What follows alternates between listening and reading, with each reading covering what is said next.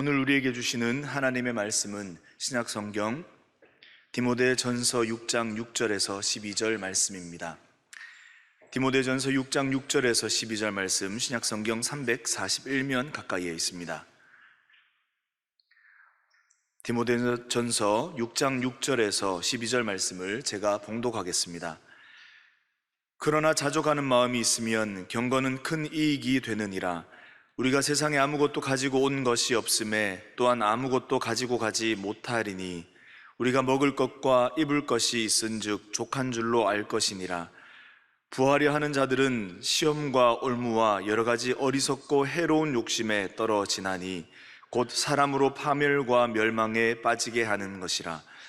돈을 사랑함이 일만 악의 뿌리가 되나니 이것을 탐내는 자들은 미혹을 받아 믿음에서 떠나 많은 근심으로써 자기를 찔렀도다. 오직 너 하나님의 사람아, 이것들을 피하고 의와 경건과 믿음과 사랑과 인내와 온유를 따르며 믿음의 선한 싸움을 싸우라. 영생을 취하라. 이를 위하여 내가 부르심을 받았고 많은 증인 앞에서 선한 증언을 하였도다. 아멘. 자, 우리가 이 연초에 신앙생활을 이제 돌아보면서 우리의 신앙이 좀 더 이 한 해 성장하고 또 우리 신앙이 뒤로 물러가지 않고 앞으로 나가기를 원합니다. 우리가 세상 속에 살면서 좀 더 신자답게 살고 싶은 그런 마음은 누구나 가지고 있습니다. 그런데 실제 상황 속에서는 그렇게 쉽지 않다는 것을 느낄 때가 많습니다. 왜냐하면 우리의 삶을 끌어당기는, 아래로 끌어당기는 어떤 힘의 작용이 있기 때문에 끌려가는 것입니다. 특별히 오늘 이 세상은 굉장히 충동적이고 우리의 마음을 한순간에 빼앗아가는 그런 유동성이 강한 그런 시대를 살고 있기 때문에 우리의 신앙이 자꾸 이렇게 침체되고 뒤로 미끄러질 때가 많습니다. 그런데 우리의 삶을, 우리의 신앙을 끌어당기는 이 강력한 힘 중에 하나가 있는데 그게 뭐냐면 이 물질의 문제입니다. 돈의 문제죠.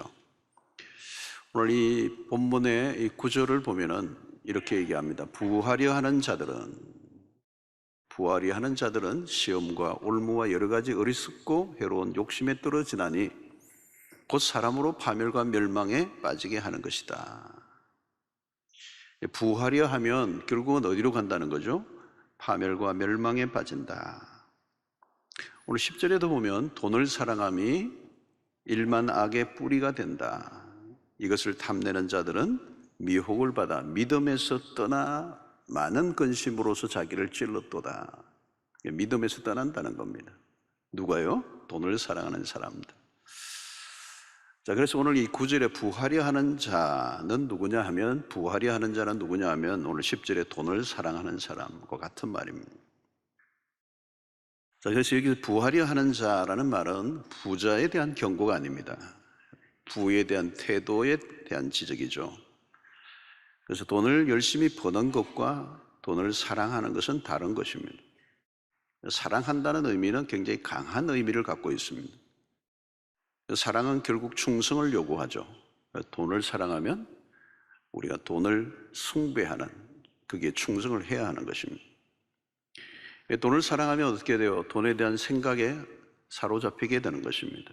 그리고 모든 일을 돈과 연결시킵니다. 가룟유다는 예수님을 따라다녔지만 예수님보다 돈을 더 많이 생각한 것입니다. 결국 예수를 팔죠. 이게 이제 세계관의 문제인데 물질 중심적 세계관이 한번 잡혀버리면 빠져나오기가 힘듭니다. 사실은 세상은 모든 것이 돈의 논리로 돌아가고 있습니다. 뭐 다 돈이죠, 여러분. 근데 성경은 부 자체를 정죄하지 않습니다. 돈을 열심히 버는 건 문제가 아닙니다. 성경에도 부자들이 많이 나오죠. 돈이나 부를 악하게 보지 않습니다. 그래서 존 웨슬리는 영국의 유명한 이 부흥을 일으켰던 존 웨슬리가 유명한 일화를 남겼습니다. 최대한 벌어라. 그리고 최대한 저축하라. 최대한 나누라. 자, 여기에 부하려 하는 사람, 돈을 사랑하는 사람은 교회 안에 있는 그런 부류의 사람들에 대한 얘기입니다. 바울은 에베소 교회를 향해서 디모데를 보내면서 이 말씀을 권면하고 있는 것입니다. 그래서 에베소 교회 안에는 돈을 사랑함으로 믿음에서 떠난 사람들이 있었다는 겁니다. 믿음을 떠나게 하는 매우 중요한 요인 중에 하나가 돈이다. 물질의 마음이 한번 빼앗기는 순간 우리는 믿음으로부터 멀어지게 되는 것입니다. 사실은 이게 팽팽한 평행선을 걷습니다. 같이 만날 수가 없는 게 믿음을 추구하는 삶과 물질을 추구하는 삶은 전혀 다른 길입니다. 여러분, 돈은 현재를 약속하는 겁니다. 현재를 보장하는 겁니다. 돈이 있으면 현재 당장 만족할 수 있는 겁니다. 그러나 믿음의 세계는 당장이 아닙니다. 현재가 아니고 미래를 약속하는 겁니다. 이게 엄청난 큰 차이가 있습니다. 돈이 있으면 현장에 당장 내가 만족할 수 있는데 믿음은 미래에 대한 약속이에요. 그러니까 결국은 현재를 추구할 것인지 미래를 추구할 것인지의 싸움입니다. 현재보다 미래를 위한 현재의 만족을 유보하고 살 것이니 아니면 현재에 만족하며 살 것인지, 이게 이제 믿음과 돈에 추구하는 삶의 방식의 큰 다른 길이죠. 자, 바울은 오늘 돈을 사랑하는 것이 얼마나 위험한가를 알려주고 있습니다. 그래서 부활이야 하는 자는 오늘 9절에 시험과 올무와 여러 가지 어리석고 해로운 욕심에 떨어진다. 크게는 세 가지죠. 첫 번째는 시험이 온다는 겁니다. 부활이야 하는 마음을 가지면, 부에 대한 욕심을 가지면 매 순간 시험이라는 겁니다. 시험, 여러분 이 세상에 돈과 연결되지 않는 게 어디 없잖아요. 그러니까 갖가지 시험에 계속 연루될 수밖에 없다. 또 올무에 걸린다. 올무는 덫을 말합니다. 덫이라는 것은 그냥 어떤 트랩이 있는 것입니다. 부활이 하는 마음을 가지면 곳곳에 깔려져 있는 덫에 걸려들 수밖에 없다는, 그리고 한번 걸려들면 빠져나올 수 없는 게 덫이잖아요. 그리고 어리석고 해로운 욕심에 떨어진다 그랬는데, 이 어리석다는 이 말의 표현은 생각이 없는 상태를 어리석음으로 얘기합니다.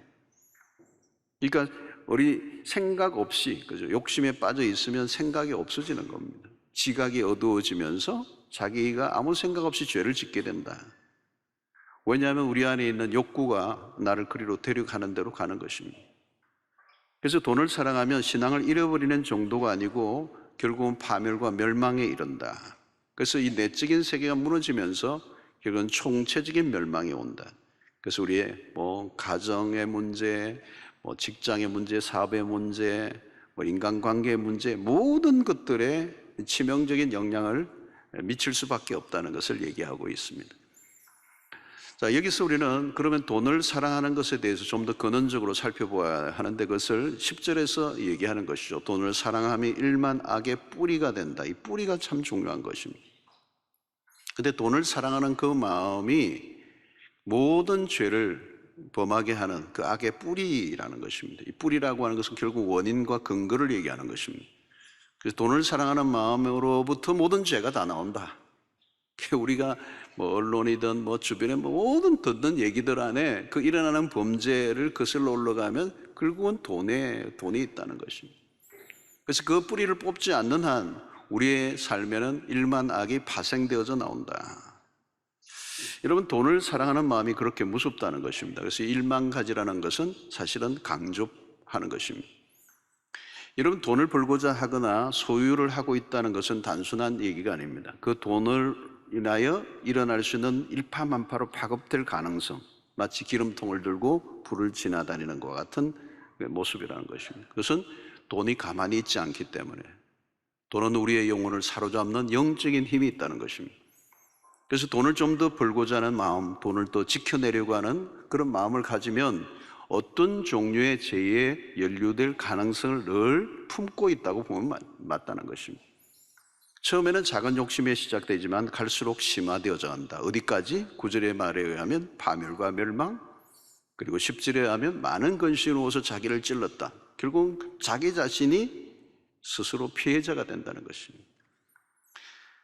자, 오늘 이 돈은 사실은 돈을 사랑하면 죄를 짓는 일은 피할 수 없다는 것이 오늘 이 바울의 디모데 전서에서 얘기하는 것입니다. 죄를 피할 수 없다. 돈을 사랑하는 마음이 있으면 죄에 연루될 수밖에 없다. 필연적이다.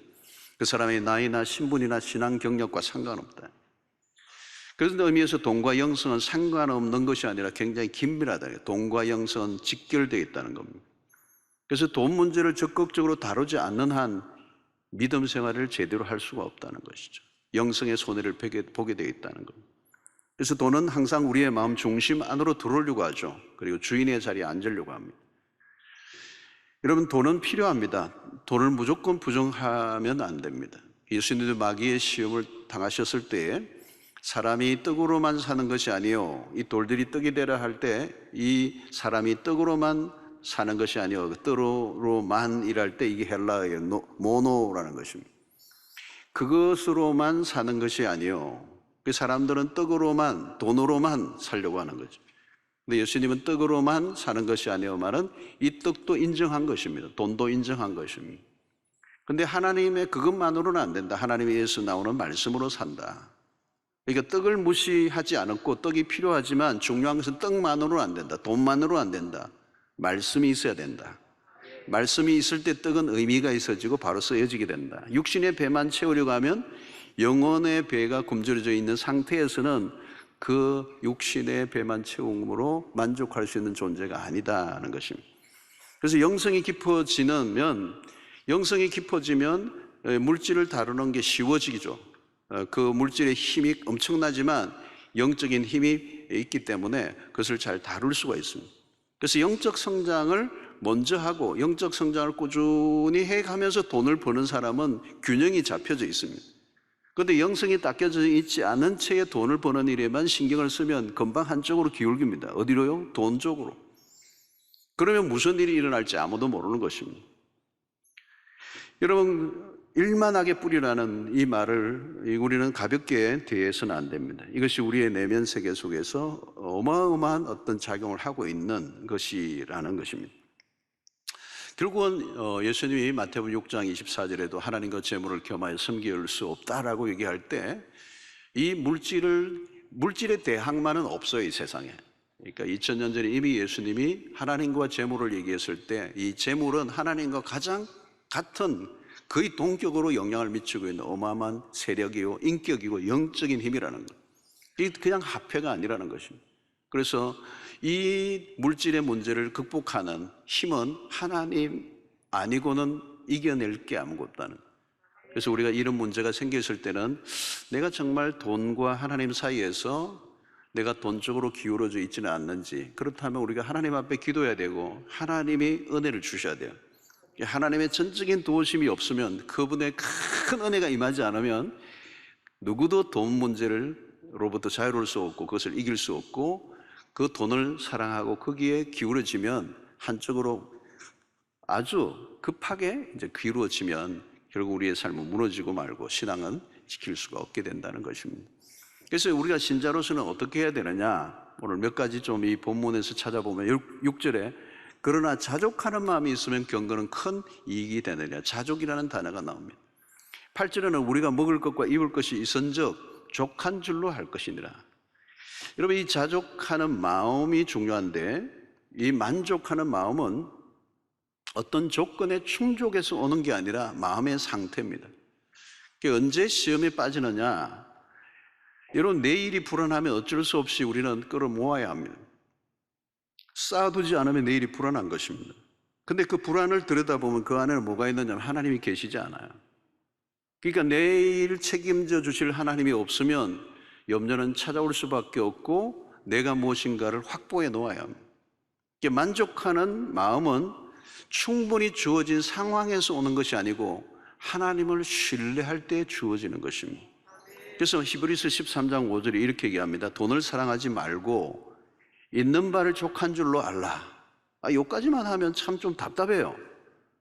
돈을 사랑하지 말라. 아멘. 있는 바를 족한 줄로 아멘. 근데 불안한 거죠. 근데 그 뒤에 이렇게 얘기합니다. 그가 친히 말씀하시기를 내가 결코 너희를 버리지 아니하고 너희를 떠나지 아니하리라 하셨느니라. 이 뒤에 말씀을 잘 보아야 돼요.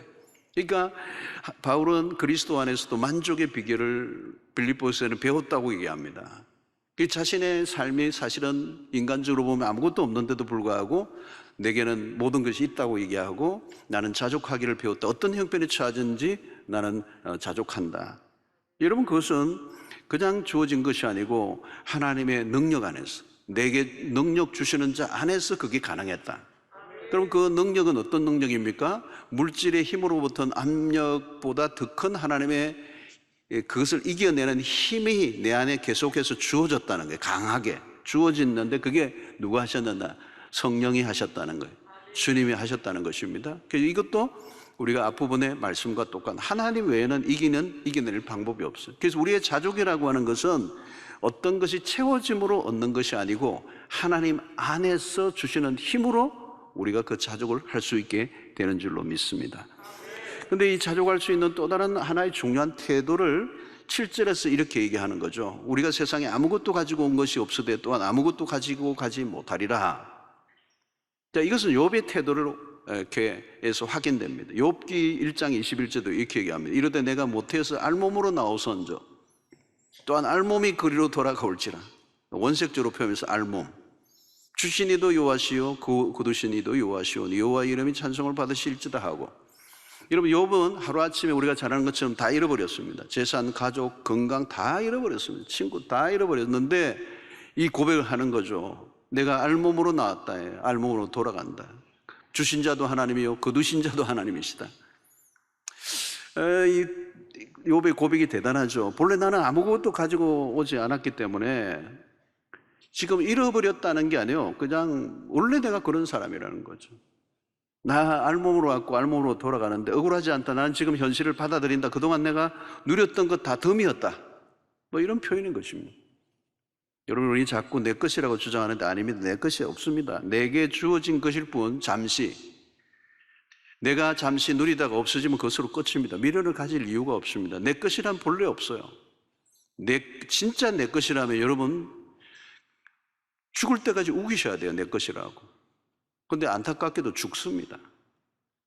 그러니까 결국 내려놓아야 된다는 거죠. 모든 것은 내 손에서 떠나는 순간이 오고, 그리고 내 것이라고 했던 것을 다른 사람이 정리하는 순간이 오는 것입니다. 웨슬리가 웨슬리 목사님이 자기 집이 불타버렸다는 이야기를 누가 와서 전해주니까 다 이렇게 외쳤다고 그래요. 주님의 집이 불타버렸구나. 내 집이 불탄 게 아니라 주님의 집이 불탔습니다.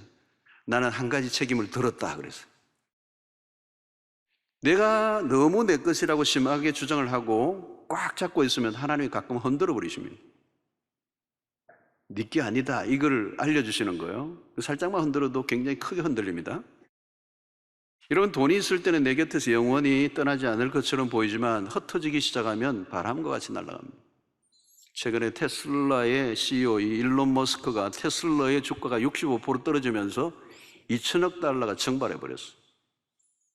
2천억 달러입니다. 여러분, 2천억 달러는 도대체 얼마나 되는 것 같아요?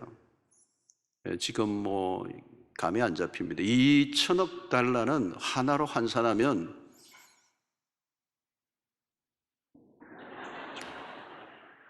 여러분 꽤 되겠죠, 그죠?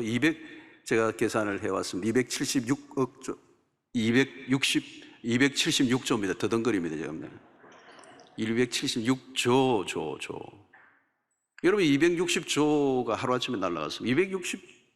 276조면 이게 엄청난 겁니다. 빵 엄청나게 사 먹을 수 있습니다.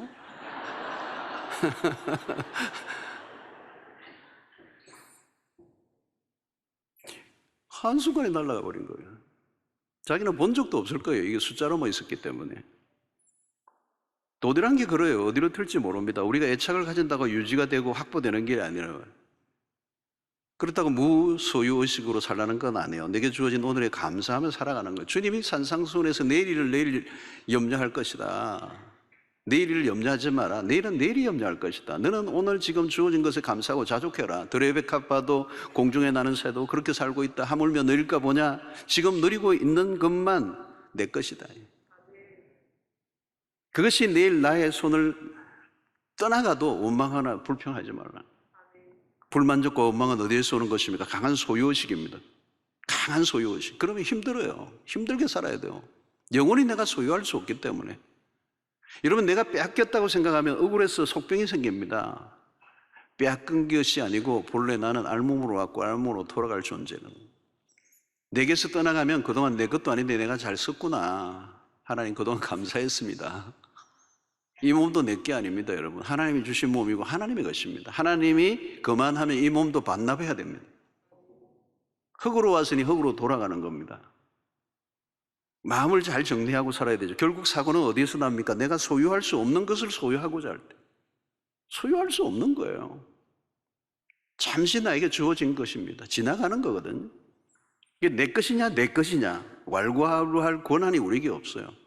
그 전도서 기자도 한 번 더 우리에게 확인시켜 주잖아요. 전도서 5장 15절 똑같은 말이에요. 그가 모태에서 벌거벗고 나선즉 그가 나온 대로 돌아가고 수고하며 얻은 것을 아무것도 자기 손에 가지고 가지 못하리니. 그래서 수의에 주머니가 없다고 그러잖아요. 그냥 빈손으로 간다. 알렉산더 대왕이 그랬다고 그러잖아요. 관 바깥으로 손을 내라. 내 손, 내가 마지막에 내 손을 내. 나는 아무것도, 공술의 공수고 아무것도 가지고 오지 않았고 아무것도 가지고 가지 못한다. 그러니까 지금 내가 누리고 있는 것은 하나님의 선물입니다.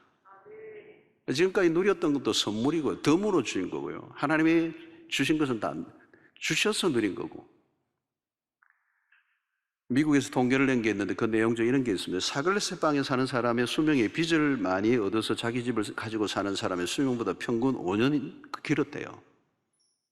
이 돈에 대한 집착이 생명을 단축시킨다는 겁니다.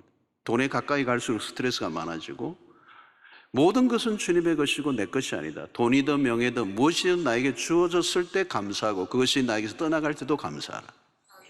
그동안 감사했습니다. 이게 가볍게 지는 거죠. 가볍게 지고 있는 거, 뭐든지.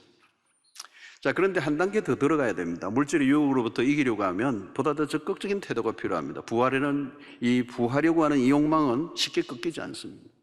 이 돈에 대한 욕심이, 그 집착이 쉽게 사라지지 않습니다. 우리를 강력하게 끌어당깁니다. 그래서 바울은 그 힘을 꺾기 위해서 오늘 이 본문, 이 18절, 19절에 이렇게 얘기하는 겁니다. 어떻게 이기느냐? 선을 행하고 선한 사업을 많이 하고 나누어 주기를 좋아하며 너그러운 자가 되게 하라. 이것이 장래에 자기를 위하여 좋은 틀을 쌓아 참된 생명을 취하는 것이니라. 세 가지예요. 선한 사업을 많이 하라는 거예요. 나누어 주기를 좋아하라. 너그러운 자가 되라. 여러분, 바울이 이 편지를 기록할 당시는 가난한 자들이 많았습니다. 그래서 나누어 주음으로 인해서 평균케 하려고 하는 하나님의 의도가 있는 거죠. 그래서 나누어 줄 뿐만 아니라 나누어 줌으로 물질의 탐욕으로부터 자유로워지는 은혜를 허락하신다는 거예요. 이것은 부의 적절한 이동을 얘기합니다. 돈은 항상 이동성을 갖고 있잖아요. 유동성이 있고 이동성이 있는 거예요. 돈은 계속 움직인단 말이에요. 중요한 것은 자의에 의해서 이동을 시킬 건가 타의의 이동이 될 것인가 하는 거죠. 두 부류예요. 그리스도인들은 부를 얻는 방식만이 아니라 부를 다루는 방식도 달라야 합니다. 우리는 쌓기 위해 버는 게 아니고 나누기 위해 번다는 거예요. 목적이 달라요.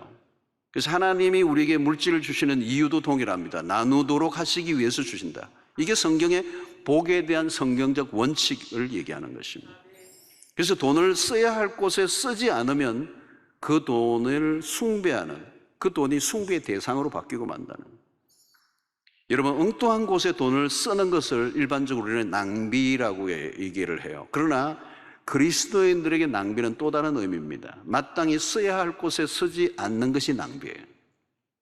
그래서 돈을 모으기만 하고 그것을 자랑하는 것은 전혀 의미가 없다는 거예요.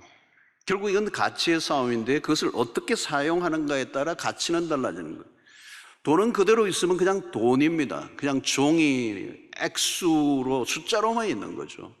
일론 머스크도 마찬가지입니다. 그 엄청난 돈이 그냥 빠져나갔는데 그냥 그것은 돈이었죠. 액수였죠. 그 가치로 전환되기 이전에 숫자로만 있었던 거고 그냥 숫자로 빠져나간 것입니다. 아무 의미 없는 겁니다. 아무 의미가 없는 것입니다. 돈은 써야 돈이죠.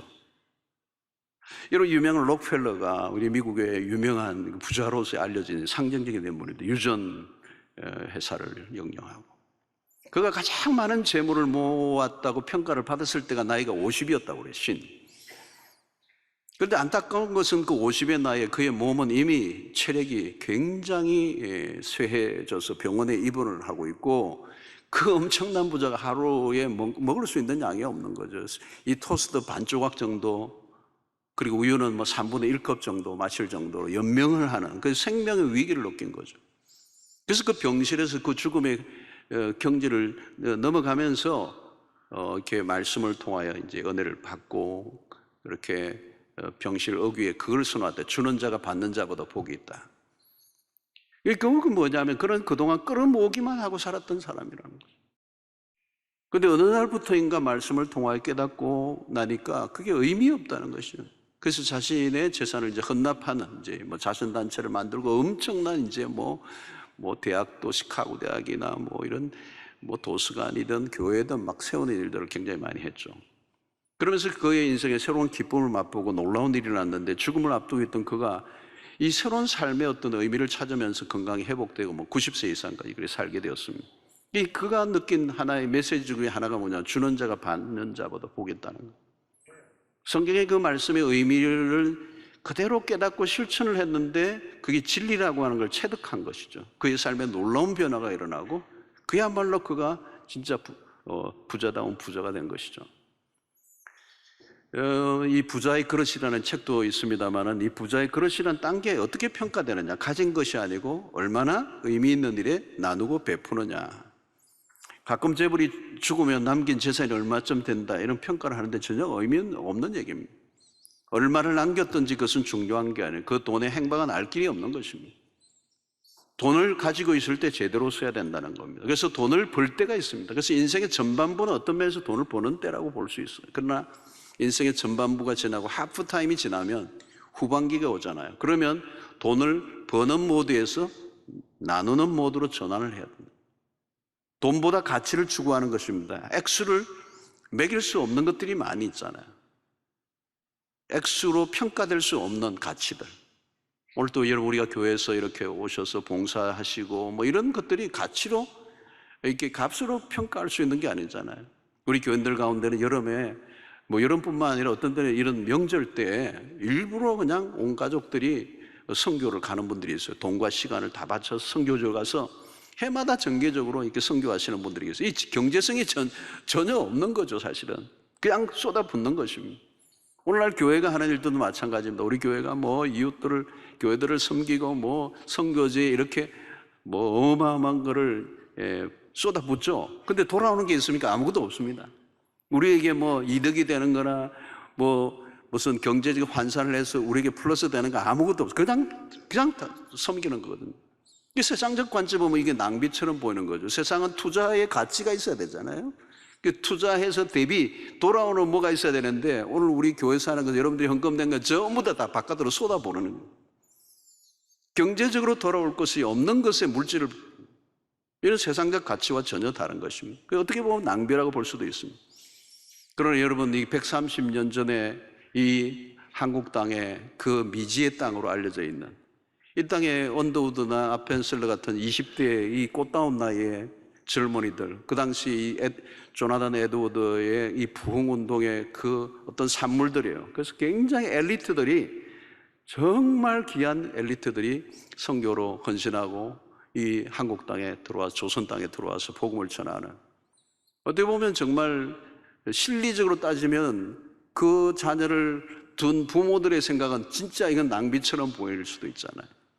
짐 엘리어스 얘기도 마찬가지고 낭비가 아니죠, 여러분. 그러나 그것을 통해 일어난 그 가치의 상승은 상상할 수 없고 한 민족을 바꿔놓는 일들이 일어나게 된 것입니다. 사랑하는 성도 여러분, 이 나에게 준 것을 나눌 때 주어지는 비밀이 있습니다.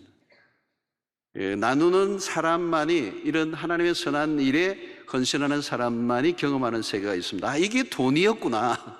이런 새로운 가치의 발견이에요. 그동안에 이걸 우리가 나누지 않은 동안에 내가 가지고 내가 쌓아가고 나만을 위해 사용했을 때는 이 돈의 진정한 가치를 몰라요. 그런데 이것을 나눌 때 비로소 이게 돈이었구나, 이게 돈의 가치구나. 여러분, 돈은 상당히 성경을 보면 부정적이고 어두운 면의 관점에서 많이 다루고 있어요. 오늘 또 일만하게 돈을 사랑하고 일만하게 뿌리, 이런 건 얼마나 부정적인 관점입니까? 그러나 이 물질을 하나님의 선한 일들을 위해서 나눌 때 이 돈의 개념은 빛으로 들어가는, 어둠에 있던 것들이 빛으로 들어가는 것입니다. 특별히 우리는 나눌 때에 우리의 욕망이 해체됩니다. 여러분, 나누는 것은 어려운 것입니다. 그러나 성령의 도우심을 입고 우리가 나눌 때에 그 안에서 주시는 하늘의 비밀을 그 사람들이 깨닫게 되는 것입니다. 사도행전을 보면 초반부에 놀라운 역사가 일어나는데, 재산을 팔아서 사도들의 발 앞에 둘 때 그것을 나누고 그들 안에 가난한 자들이 없었고 핍절한 자 한 사람도 없었다고 그랬습니다. 이것은 어떤 면에서 사도행전에서 가장 강력한 어떤 메시지예요. 성령이 하실 때 돈의 지배력이 해체되는, 돈의 다스림을 받아서 사람들이 돈의 그 힘으로부터 자유를 얻고 자신의 것들을 기꺼이 내어놓을 수 있는 이 욕망이 해체되는 이 놀라운 사건은 성령의 오순절 사건이 주은 놀라운 열매였습니다. 사랑하는 성도 여러분, 오늘 우리의 삶에도 이 나눈다라고 하는 개념은 단순히 다른 연약한 사람을 돕는 부분도 있지만 내가 가지고 있는 욕망을 해체하는, 욕망의 힘을 이렇게 풀어버리게 하는 가장 강력한 힘은 나누는 순간에 일어나는 것입니다.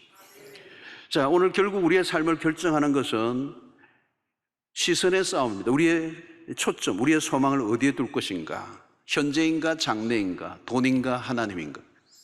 오늘 17절의 말씀을 보면 내가 이 세대에서 부한 자들을 명하여 마음을 높이지 말고 정함이 없는 재물에 소망을 두지 말고 오직 우리에게 모든 것을 후히 주사 누리게 하시는 하나님께 두며 그랬어요. 여러분, 재물의 특징을 뭐라고 얘기합니까? 정함이 없다. 돈의 불안정성. 경제 분야만큼 요동치는 게 어디 있습니까? 여러분? 한국은 부동산이 얼마나 이렇게 요동을 칩니까? 주식 투자가 얼마나 주식이 요동을 칩니까? 변화무쌍합니다. 정함이 없는 재물이라는 표현이 맞는 것입니다. 여러분, 세상에 물질을 소망으로 두면 무슨 일이 일어납니까? 계속 흔들리게 된다는 거예요. 여러분, 예를 들면 부동산에 너무 예민하면 아파트를 사고 팔 때마다 마음이 굉장히 복잡해지는 거예요. 이게 팔 건가 말 건가? 내가 팔고 난 다음에 오르는 건 아닌가? 아니, 빨리 팔지 않으면 값이 떨어지지는 않는가?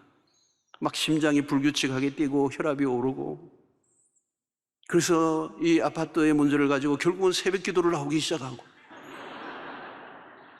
제목은 오직 하나 좋은 가격에 팔리게 하옵소서. 이 우리에게 찾아오는 유혹이 무엇입니까? 어떤 빠른 결과를 얻는 것입니다. 특히 물질 부분이 그래요. 단기 순이익, 투자 대비 대박, 이런 거 멀리 보아야 돼. 이런 믿음이 뭐예요? 멀리 보는 것입니다. 우리는 어떤 일이 있어도 신앙의 손해를 보지 않아야 합니다. 집을 살고 팔 때도, 계약을 하고 비즈니스를 할 때도 단순히 물질의 문제가 아니라 신앙을 쌓아가는 기회로 삼아야 합니다. 물질은 손해보아도 신앙은 손해보지 않겠다는 각오를 해야 돼요. 우리가 붙든 것은 돈보다 하나님임을 우리의 일상에서 경험해야 합니다. 어떤 경우에도 하나님이 나와 함께하고 계신다는 확신을 가지면 요동치지 않을 수가 있습니다. 아파트를 팔고 난 그 다음날 몸져 누우면 값이 올랐다는 소리를 듣고 몸져 눕는 그 모습을 본 자녀들이 무슨 생각을 할까요? 우리의 소망은 하나님이 아니고 아파트였다는 건가요? 여러분, 경제적 위기가 온다고 모두가 위기를 느끼는 것은 아닙니다. 세상에서 모든 승부를 내려고 하는 사람에게 위기죠. 그런 것과 별 상관없이 평범하게 살아가는 사람들은 그런 일들에 흔들리지 않을 수 있는 것입니다. 사랑하는 성도 여러분, 하늘의 소망을 두시기를 축원합니다. 하늘의 소망을 두면 그것은 현실 해피를 말하는 게 아니에요. 현실에 더 집중하는 삶이 될 수가 있습니다. 우리가 소망하는 하나님은 어떤 분입니까? 오늘 우리에게 모든 것을 후히 주사 누리게 하시는 하나님이라고 그랬어요. 하나님은 우리에게 주시는 하나님이었어요. 인색한 분이 아니에요. 후히 주세요. 누리게 하세요. 넉넉히 주세요. 여러분, 성경에 보면 하나님은 얼마나 풍성하신 분인지 몰라요. 여러분, 누가 나누고 베풀 수 있습니까? 후히 주시는 하나님을 믿을 때 하나님은 나누는 자에게 계속 주시는 것입니다. 왜? 연약한 자를 돕는 것은 하나님의 일을 대행하는 것이기 때문에 하나님이 그들에게 공급해 주실 수밖에 없는 것입니다. 여러분, 나누는 사람들은 압니다. 하나님이 후히 주시는 분이라는 거. 나는 주고 또 나누고 나누는데 하나님은 끊임없이 나에게 또 주고 주십니다. 나는 걱정할 게 없어요. 주시는 대로 흘려보내면 되는 것입니다. 여러분, 일상 속에 우리가 주저할 때가 있어요. 돌까 말까? 돌까 말까? 그때 하나님도 줄까 말까?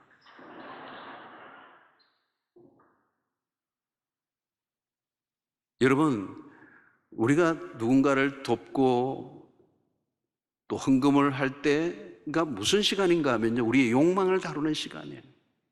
우리 안에 있는 탐심을 다루는 시간이에요. 그냥 욕망을 내가 이기지 못해요. 나누고 드리는 순간 탐욕은 힘을 잃어요. 그때 내가 나누고 드린 것과 비교 안 되는 엄청난 어떤 힘이 나에게 주어져요. 이것은 물질이 많을 때뿐만 아니라 없을 때도 한번 경험해 볼 만한 테스트예요. 변하는 세상에 변하지 않는 오직 한 분 하나님을 전적으로 신뢰할 때, 그리고 우리의 물질을 기꺼이 내어놓고 내 욕망을 해체하는 자유가 올 때, 그리고 하나님이 우리에게 또 채워주시고 또 채워주시는 은혜를 체험할 때, 이 복의 유통, 이 일들을 행하는 것은 아무나 하는 게 아니에요. 경험해 본 사람은 하는 것입니다. 오늘 식구들의 이것이 장래에 자기를 위하여 좋은 틀을 쌓아 참된 생명을 취하는 것이니라. 우리는 투자 대상이 달라요. 지금 당장이 아니라 장래를 위하여 투자하는 것입니다. 그래서 우리는 거룩한 투자, 선한 일을 위해 나누는 삶이 장래의 보장이 있다는 것입니다. 결국 이곳에 베팅을 할 것인가, 아니면 미래를 위하여 우리의 삶을 투자할 것인가, 우리의 시선을 어디에 둘 것인가의 싸움입니다. 결국은 현재인가 아니면 미래인가. 믿음은 현재에서 미래로 시선을 옮기는 것입니다. 지금 현재보다 미래에 다가올 것이 더 크게 보여야 한다는 것입니다. 신앙이 너무 현세로만 기울어져 있지는 않는가. 오늘 우리 안에 있는 이 기복주의 신앙은 현세에 너무 기울어져 있어요. 그리고 극단적 종말론자들은 현실에 대해서는 너무 무시해버리고 다가올 그 미래에만 목을 메고 현실을 부정하는 사람들이 있어요. 다 건강하지 못한 태도입니다. 오늘 여러분, 우리는 다가올 그 내세의 세계를 생각하면 오늘 현실은 더 충실하게 살아갈 수가 있습니다. 그래서 C.S. 루이스의 표현이에요. 역사를 통해서 배우는 것이 무엇인가? 현 세상에서 최선을 다했던 그리스도인들의 특징이 있는데 모두 내세를 생각하고 기대했던 사람들이다. 현실에서 무능해지는 이유는 내세에 대해서, 다가올 세상에 대해서, 미래에 대해서 충분히 숙고하지 않았기 때문이다. 결국 다가올 미래에 대한 소망이 확고하지 않으면 현실에서 무너질 수밖에 없습니다. 어려운 현실에서도 버틸 힘은 미래에 대한 소망이 있을 때 가능한 것입니다. 일상에서 미래 닥치는 문제들은 주로 경제적인 문제들입니다. 올해도 세계적으로 만만치 않은 상황들이 예고되고 있습니다. 그러나 여러분, 지상의 삶은 늘 그래요. 우리를 불안하게 만듭니다. 물질의 문제는 우리에게 결코 안정감을 주지 못합니다. 매일 우리는 물질의 문제가 아니라 욕망의 문제와 싸우고 있습니다. 시선을 옮겨야 돼요. 우리는 하나님을 바라보고 그분을 신뢰해야 할 것입니다. 여러분들이 가지는 자신감이나 혹은 열등감이 물질의 유무에 따라 오락가락하지 않게 되기를 바랍니다. 세상을 믿지 마십시오. 물질에 의존하지 마십시오. 우리는 아무것도 가지고 오지 않았습니다. 그리고 아무것도 가지고 가지 못할 것입니다. 오늘 우리의 주어진 한날에 감사하고 자족하며 나에게 주어진 것을 이웃을 향하여 기꺼이 내어놓고 베푸는 삶을 살 때, 그것이 미래를 위하여 투자하는 것이고 하나님의 장래의 약속이 그들에게 주어질 것이라고 말씀합니다. 믿음이란 현재가 아니라 장래의 소망에 시선을 두는 것입니다. 여러분들이 스스로 올 한 해 동안도 여러분들이 스스로 오직 하나님, 그리고 하나님이 우리에게 주신 약속을 바라보는 믿음의 삶을 사시길 주의 이름으로 축원합니다. 하나님, 오늘도 우리에게 주신 말씀을 붙잡고 이 한 해를 달려가기를 원합니다. 물질 때문에 우리의 신앙이 뒤로 물러서지 않게 하여 주시옵시고, 우리의 소망 되신 하나님, 우리에게 후히 주사 누리게 하시는 그 하나님께 두게 하시고, 오늘 또 우리에게 주신 그 은혜를 이 땅 가운데 연약한 자들에게 흘려보내는 일에 우리의 삶을 드릴 수 있도록 축복하여 주시옵소서. 예수님의 이름으로 기도하옵나이다.